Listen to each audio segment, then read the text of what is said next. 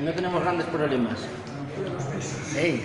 En mi casa tengo gente para cuidarlo. ¿Sabes lo primero que hacemos? Darte las gracias por ser como eres, ¿vale?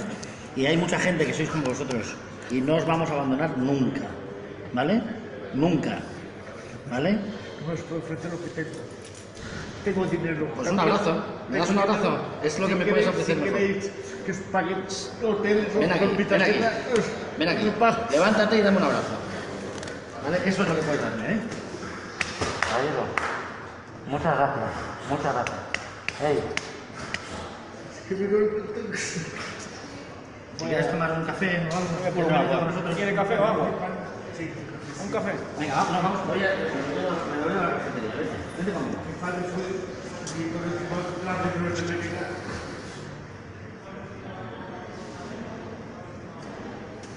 Venga, hey. Muchas gracias, caballero. Muchísimas gracias.